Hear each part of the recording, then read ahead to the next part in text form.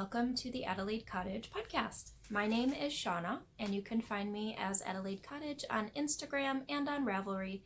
We also have a groups tab on Ravelry where you can find links to knit-alongs and giveaways and things like that. So thank you so much for spending some time with me today.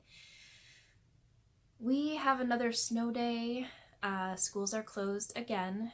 We all were sick last week and some of the week before, so we're just kind of on the mend. And then we got a big windstorm here in Western New York, so it was so windy that thousands of people, including ourselves, lost power. But as you can see, we have it back. It was only out for a little while, but we were getting wind gusts up to 80 miles per hour last night and through the night, so they canceled school. So my boys are home again. They're in the living room watching a movie. I just fed them lunch. I got chicken soup all prepared and it's cooking on the stove. So yeah, I have a bit of knitting and spinning to show you today. So I'm going to save the spinning for the end in case there is anyone here who is not interested in that content. You can just end the video a little bit early, but I finally figured out how to use my spinning wheel, and I'll chat more about that with you later. But last night, before I forget to tell you, we went to see Harry Potter in concert. So the Buffalo Philharmonic Orchestra was playing all of the scores in the first Harry Potter movie as the movie played, and it was amazing. I had goosebumps almost the entire time. They encouraged everybody to clap, you know, at their favorite with their favorite characters, and boo their villains and or their favorite villain, and it was just really, really, really cool to see. So I went with my oldest son, Aiden, and a couple of his cousins and my mother-in-law. So that was really nice. Okay, so for tea today, because I have a very sore throat, I'm drinking from the Republic of Tea. It's called Lemon Chiffon, and I learned about this tea when I was visiting my friend Jilly, who's the Knitting Broomstick. It tastes just like vanilla cake batter. So if you love the taste of cake batter, you will love this tea. It is so yummy, and I just have a touch of honey in it just to coat my throat, but it's really good. You don't need any sweetener. Like, I don't need the honey. It's sweet enough. It would be really, really good with like an almond milk or soy milk in it too, just to make it a little creamier. That's so good. So the first thing I have to show you today I should say, my socks. I have them in this beautiful bag by Alex Collins Designs. I've talked about this bag before. I love it. And I started knitting just a plain vanilla sock, and that's what it still is, but I wanted to do something different for the heel, because Fish Lips Kiss Heels, although I love knitting them, they're very simple to knit. They don't fit my foot that well. They don't hug my heel the way I really want in a sock. So I'm not protesting them. I'm not saying that I'm never going to knit them again. I just wanted to knit something different with this pair of socks. So let me show you the sock first before I talk about the heel. In my last episode, I had both of the cuffs done and then a little bit of the actual leg of the sock. So this is what they look like. I'm knitting them concurrently on Chalgu Minis, US size 0. I cast on 60 stitches for these and just did a 2x2 rib for 17 rows, and then just continued down the leg. I think I did 40 rows for the leg before I started the heel. So on Instagram, I posted a picture of these and asked what your favorite heel is for self-striping yarn, and I got quite a few great recommendations. There was the German short row heel that was recommended, which is one I still would like to try. And then Kay from the Bakery Bears podcast, which if you haven't seen that, I'm sure you have because it's a very popular one, but if you haven't, I highly recommend it. It is one of my absolute favorite podcasts. She records with her husband, Dan, and they just have me laughing almost the entire time, and lots of inspiration too.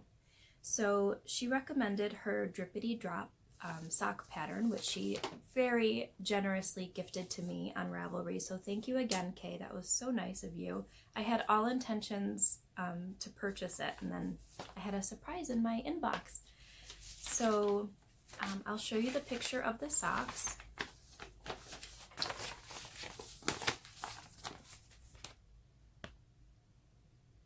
So this is what they look like, and I really want to knit a pair of these. So right now I'm just knitting the heel that's in this pattern because I already cast on for a vanilla pair. But it's a reinforced heel, and you have less stitches to pick up because you're knitting the heel across half of the sock. So I can't give too much away because it's a paid for pattern, but this is a beautiful sock pattern, and it looks simple enough, but just a perfect amount of texture, where you could, this would be great with like a tonal skein of yarn or slightly variegated.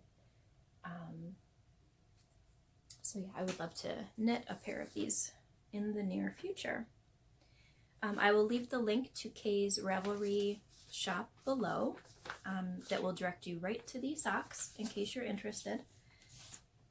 And so that's the heel I started to knit, and I'm really enjoying it. So this heel is finished. Now I need to follow the directions to pick up the stitches, and then once this one's done, I'll knit the heel on the other sock. It's kind of my way of doing two at a time without having them both on a long needle. And my progress keepers are both from the Gnome Knitter. One says knit and one says purl. I thought they were really cute for Valentine's Day. But now that Valentine's Day is over, maybe I'll switch them up. So the yarn I'm using is Desert Vista Dye Works, and one of the Walking Dead inspired colorways called If They Kill Maggie.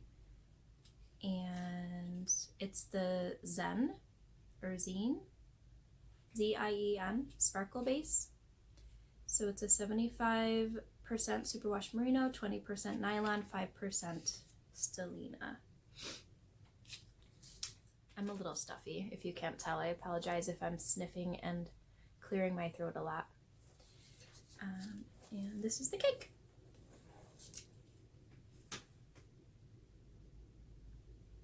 So while I was sick, although I didn't have a ton of energy, I actually felt like knitting, which is usually not the case when I'm not feeling well. Excuse me, when I'm not feeling well. Usually I do not want anything to do with yarn. I don't want to look at it. I don't want to knit with it. It was like that whenever I'm sick. So it surprised me that this time I really wanted to knit.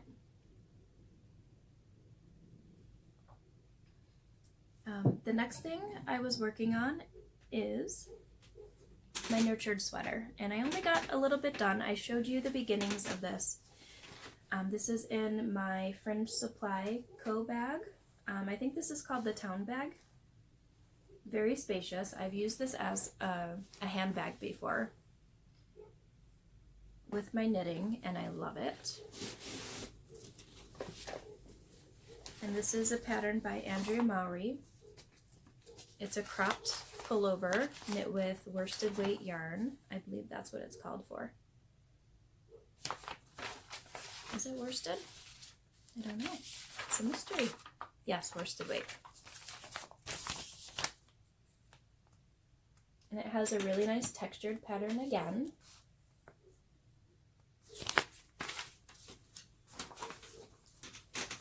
And I'm using yarn that I got in Rhinebeck.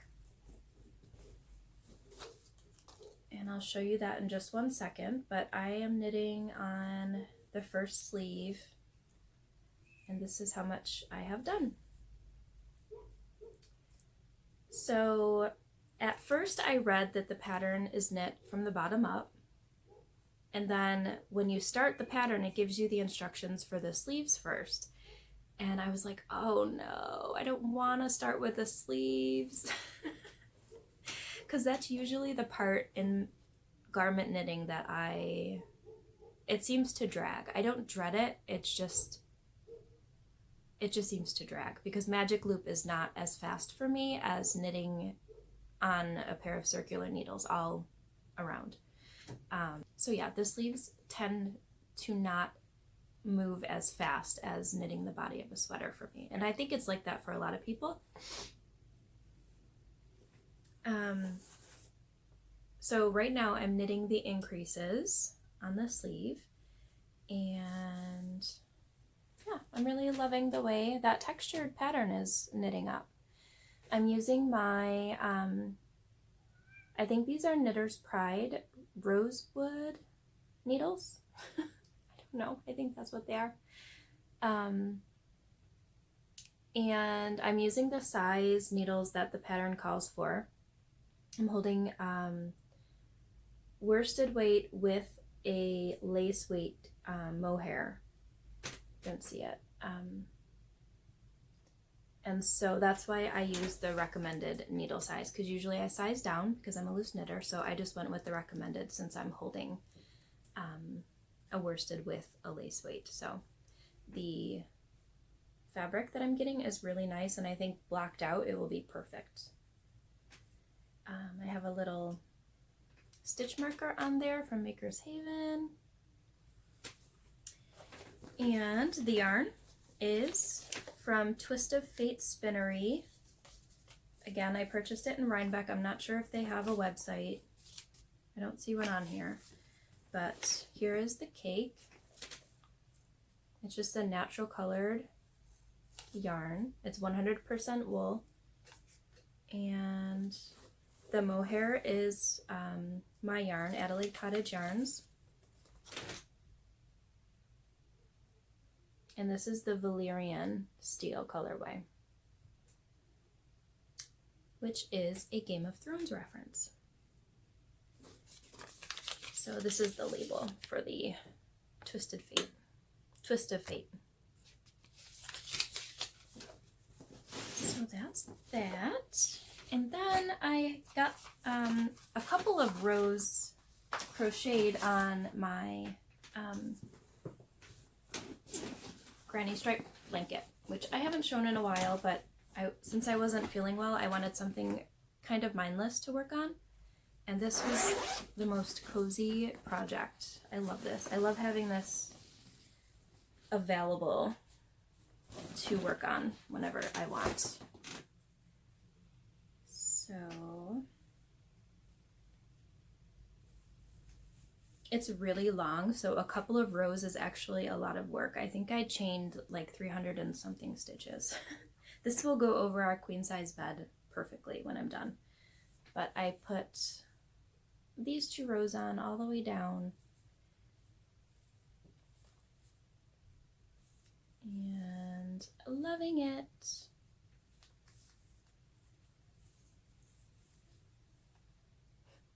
I told you, oh, that's where I stopped. So it was more like 1 3/4.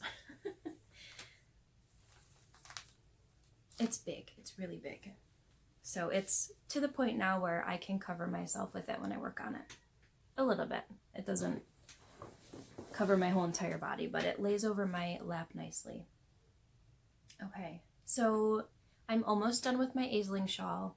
I know I'm pronouncing that wrong. I have one more cabled section to go on the border, and then it's done. I think I'm going to call that my 3-year shawl, because I'm pretty sure it's taken that long to knit it. Maybe it was 2 years. I'll have to check Ravelry.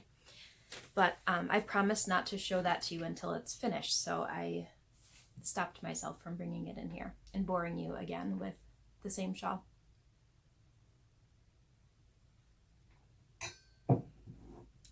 I was super excited to be a part of a new knitting card game.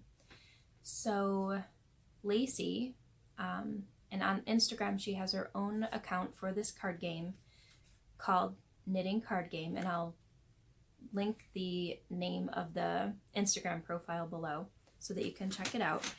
But she asked if I'd like to be a part of it and send a picture of 2 of my hand-dyed yarns to be cards in her game. So the first one is, and here are the cards. These are the yarn store cards, and then they're all color coded.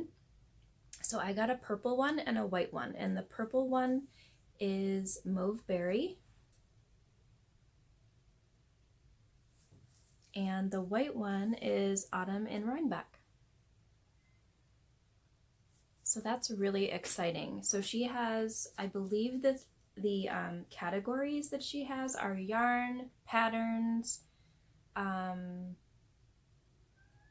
not sure what else. I have to go and look. But it seems like a really fun game to be able to play with your knitting friends. If you go to a yarn festival or a retreat, or you just get together for a knitting group, I think this would be a lot of fun. So she is doing a kickoff starter campaign.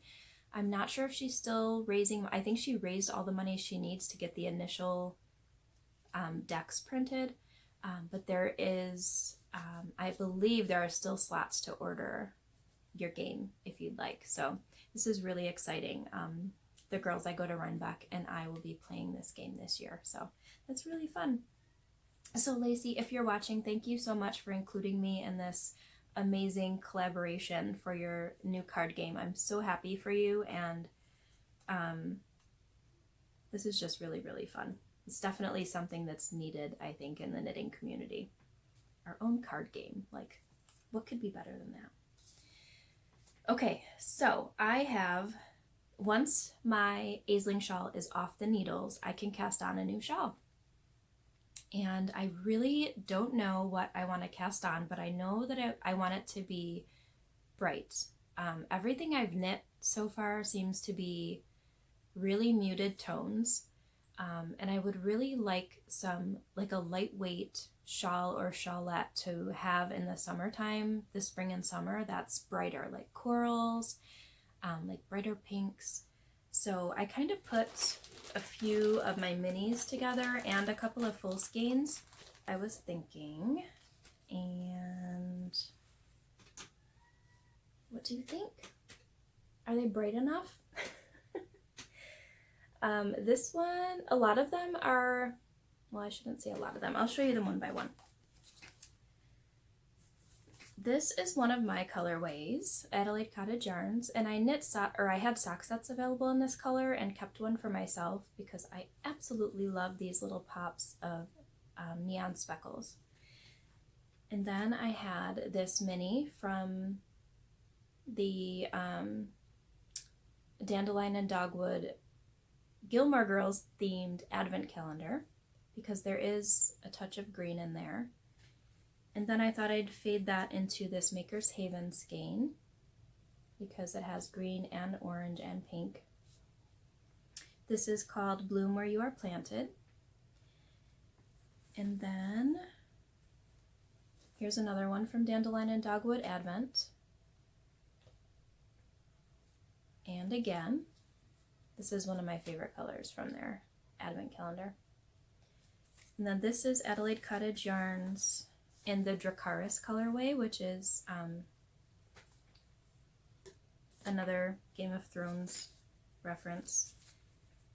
I really love the way this came out. It's picking up a little bit brighter on camera than it is in person, but there's corals, hot pink, red, orange, and then another mini, and then I think I did it out of order, but it ended with red and it really mixed in nicely. I think I had it next to Dracarys because there was some red in there. So that's kind of what I have in mind. I'm going to take a look and see on Ravelry what I can find. But if you have any ideas for a kind of faded shawl, not too large, I guess,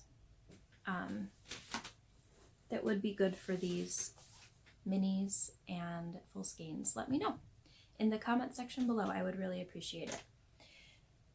I'm going to show you what I have in the shop, and then I will show you a bit of spinning and reading, and then I think that's it.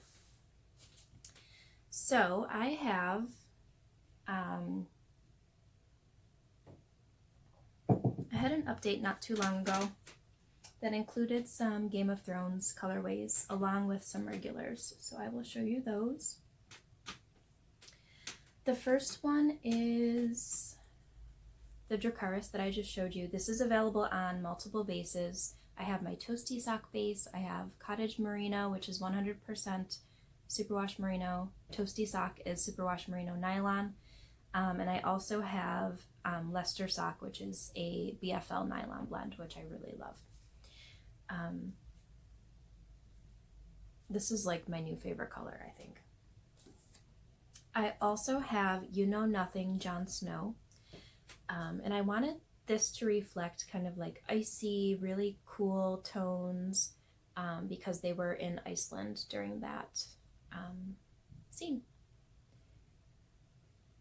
So I really like this too, and this would look good with So Jaded, which is a tonal teal color. That's in the shop along with, it's on fingering on multiple bases as well as DK that has Stellina in it. I also have Moon of My Life, My Sun and Stars.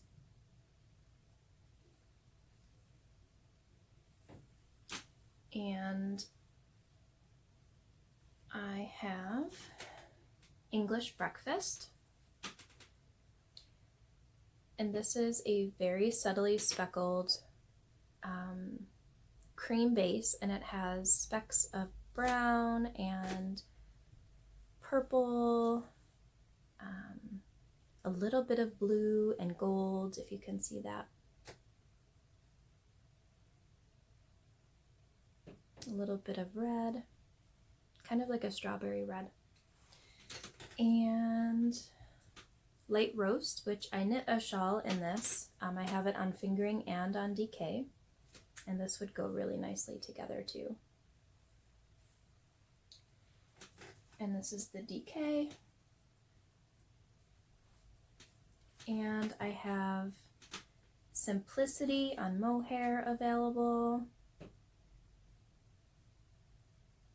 This would go with just about anything if you want to kind of tone down some bright colors or just make a nice neutral pair of socks or a shawl. And then this is I Smell Snow, and this is a collaboration with Amanda of Little Bitty Delights. She makes beautiful progress keepers and knitting designs. I'll link it down below to her shop and Ravelry page. But she put together really cute charms to go with this yarn and designed a pair of socks called The Whole World Changes Color, and it's really pretty. It kind of resembles snowflakes falling. So I wanted to depict the snow in this skein, and here in Western New York we get a lot of it, and when the sun hits the snow you get really pretty shimmer, sometimes of blues and pinks and sometimes purples. So there's blues and pinks, and then when they mix, you'll occasionally get a little speckle of purple. So those are in the shop now, along with quite a few other colorways. Those are just a few of the ones that I added. And what else did I want to show you? Spinning.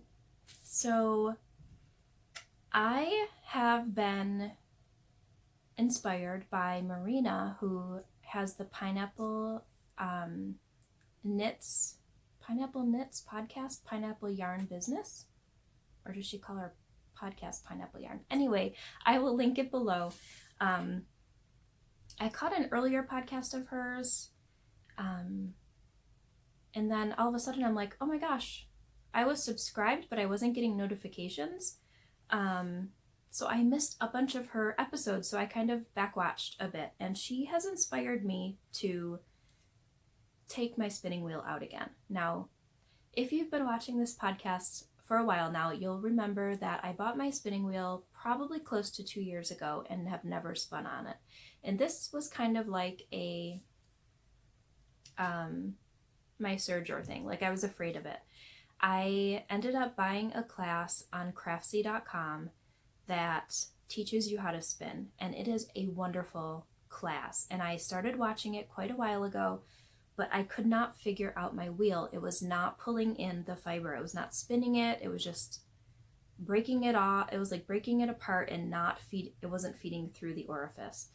So I was super frustrated, and I just kind of used my wheel as decoration in my house, which was the most expensive decoration I've ever purchased for my house. But anyways, it's getting used now. So turns out I sought help from the instructor on Craftsy and kind of sent her a picture of my wheel and told her what was happening, and my bobbin was on backwards the entire time.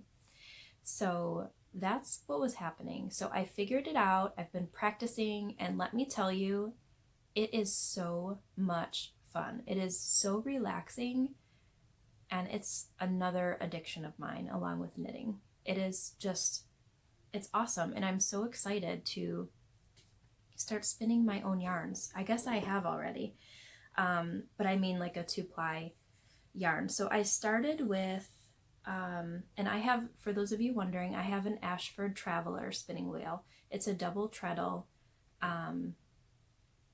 double drive, I believe. It is definitely double treadle. I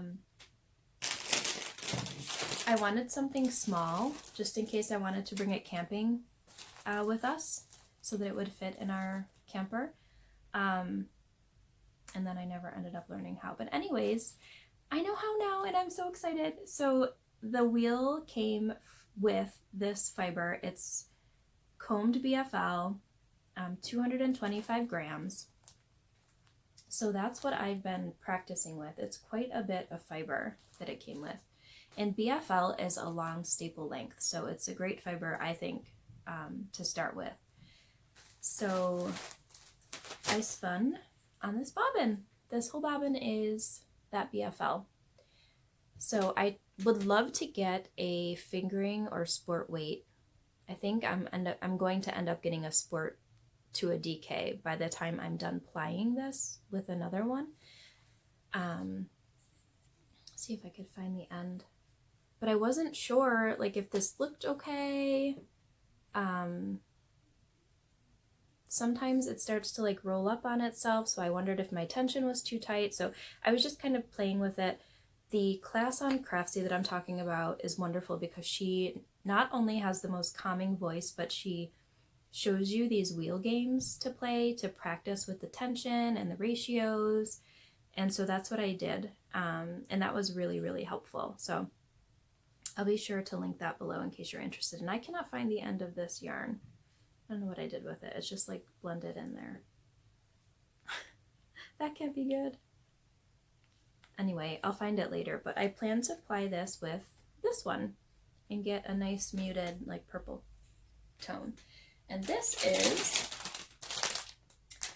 hand-carded Rolags from Fondant Fiber in the Jillian colorway. There's 120 grams, and this is a mix of Falkland, Merino, Silk, and Pink Sparkle. And I will link Deb's shop below. Deb is the owner of Fondant Fiber. And here are the Rolags. I've shown this before because this is what I use to practice on my drop spindle. And I think the spinning wheel allows me more consistency with drafting. So with both of these, I practiced the short forward draw, I believe is what it's called. And I would really like to practice the backward long draw because you'll get more of a woolen spun yarn, which is my favorite type of yarn. So this is what I spun. Let's see, can you see that? There we go. And I plan to apply these together. So this is kind of coming out lighter on camera than it is. It's a deeper purple color. And so what do you do when you get excited about a new project? Is you shop for fiber. So I was introduced to Created by LCB from Marina on her podcast, and I just got Happy Mail today from her. So I thought I would kind of unbox it, if you will, even though it's in a bag, on camera for you to see. So I'll link her shop below, Created by LCB. She has beautiful hand-dyed fibers, and it shipped pretty quickly too.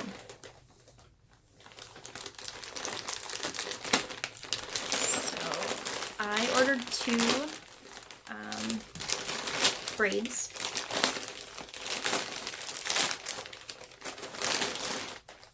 Oh, that's so pretty.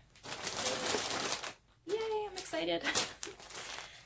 I've got 2. So the first one is Make Me Blush, which is 4 ounces of 80% targhee, 10% bamboo, and 10% silk, and I'll take these out so you can see them better. And then Atlantis is 100% targhee. They're a 23 micron. And I had to get Atlantis because that's where we were married, at the Atlantis Resort in the Bahamas. So here's this one, and here's her business card.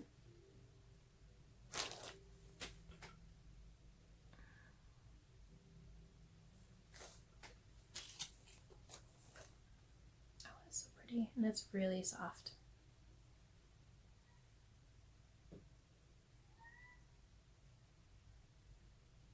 I love this bright turquoise color. It's like a cloud. It's really fun now to look at fiber and try to like think of what the yarn will look like when it's all spun together. I'm excited to spin that. You guys, I have stuff everywhere right now.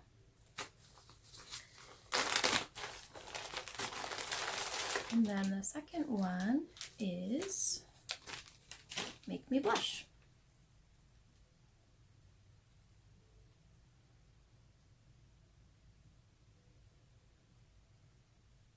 It kind of starts with this hot pink into a coral.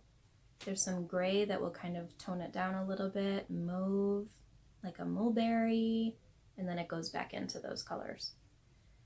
So I don't plan to ply these 2 together. I think I will ply them, like spin a bobbin of each, I think, and then ply them together so that I have 2 plies, but they're of the same braid. And then I also ordered her color called Mango, I think. Strawberry Mango, maybe. But it's just like these 2 colors. It's going to be so fun to spin up. So that will be on its way shortly because I ordered it like the day after I ordered these. I'm like, I should have added that one on, and I didn't. So that's spinning. I'm super excited about this. It's like I had this inner like anger almost that I couldn't figure my wheel out, and I don't know any spinners who could help me. I do have a friend who spins, and she tried but couldn't figure out my wheel. So I was really happy to have stumbled upon that Craftsy course, and I highly recommend it if you're hoping to learn to spin on a wheel. Okay, the last thing I want to talk about is reading. So that's something else that I've been really enjoying, especially not feeling well, are books.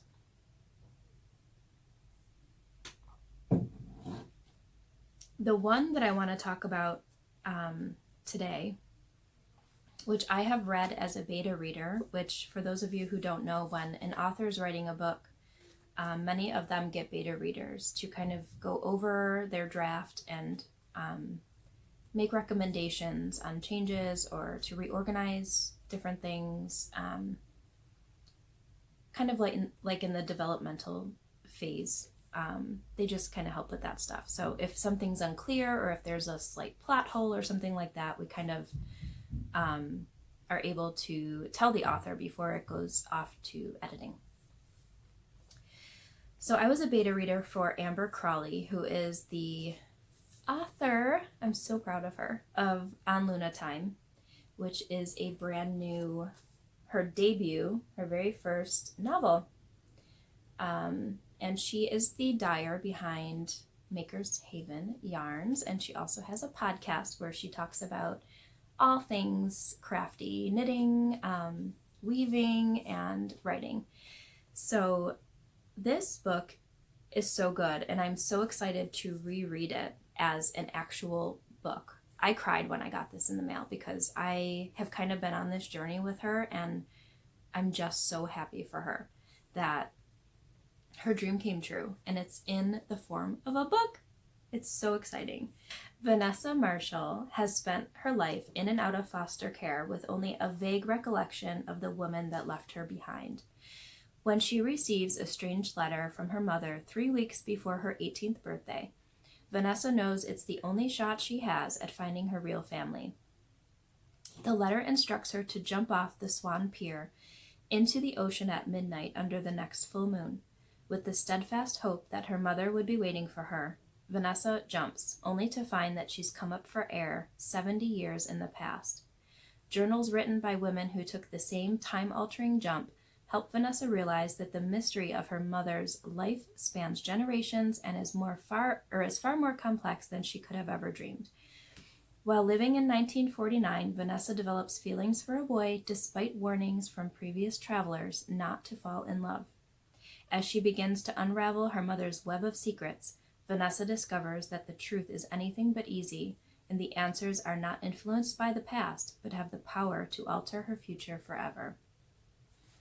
So this has a touch of magical realism, as Amber calls it, which is perfect for this type of book, I think.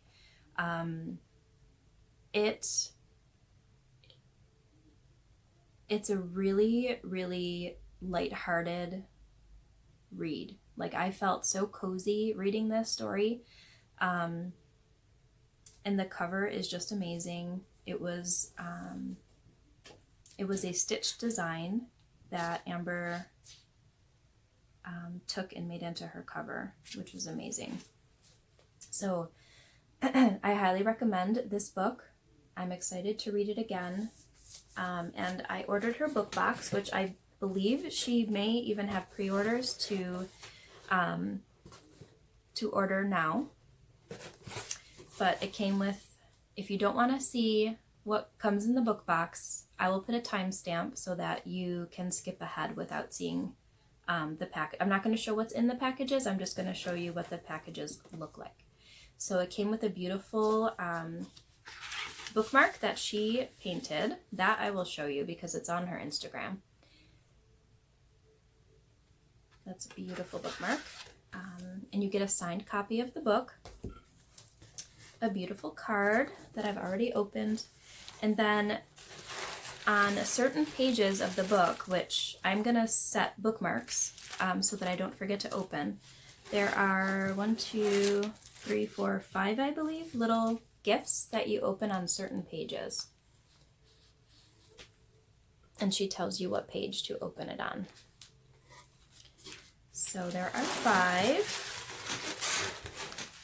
There's 1, 2, 3, 4, and 5. So such a sweet, sweet idea.